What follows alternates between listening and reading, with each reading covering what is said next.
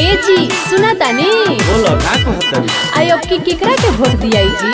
अब की रखी फेरू संतोष यादव जी के वोट दियाई काहे से देखो तरु हमनी के गांव में कितना काम करेले बनी हुआ। हां ठीक है कहतानी केहू के झांसा में नहीं आवे के आई अब की नहीं के जितावे के बा एकदम संतोष भैया के जितावे के बा।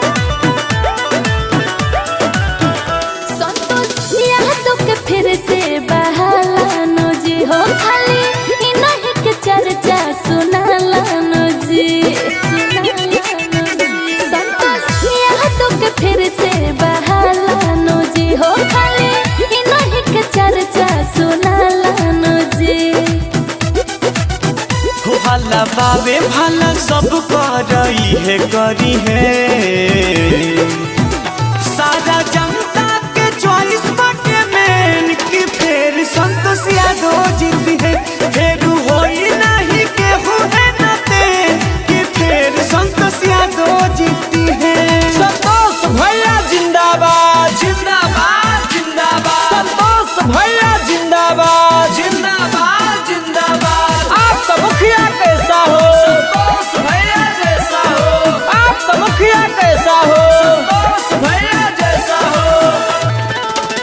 काहे से देखो तरु हमनी के गांव में कितना काम करेले बनी हुआ। हां ठीक है कहतानी केहू के झांसा में नहीं आवे के आई अब की नहीं के जितावे के बा एकदम संतोष भैया के जितावे के बा। भैया संतोष के मिलत दुलार बा बहुत विकास के बयार बा इतना विकास पंचायत में कइले कि फेरू से सभे तैयार बा।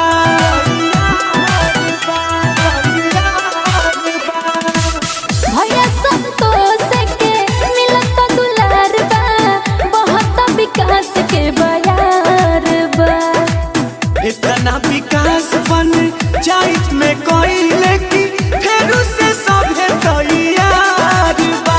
दुख के गरहा खुलल बा तई है भरी है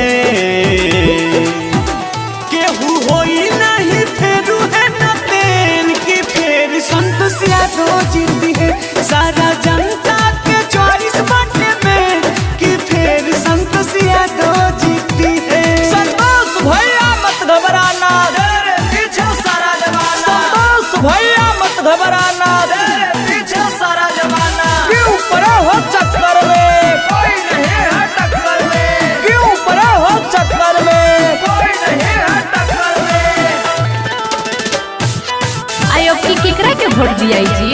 अब की रखी फेरू संतोष यादव जी के वोट दियाई काहे से देखो तरु हमनी के गांव में कितना काम करेले बनी हुआ। हां ठीक है कहतानी भैया संतोष सेवा कैले हर मेस हो एही से मांगस फेरू वोट जी। पूरा पंचायत के करस अभिनंदन ता फेरू से करी न सपोर्ट जी। भैया संतोष सेवा कैले हर मेस हो एही से मांगस फेरू वोट जी। पूरा पंचायत के करस अभिनंदन ता फेरू से करी न सपोर्ट जी। सबका हक खाती हर दमाई है लड़ी है सारा जनता ला रहसी बेचैन की फेर संतोष यादव जीती है सारा जनता के चॉइस बाटे में कि फेर संतोष यादव जीती है। BNC recording studio Jalalpur Bheldi.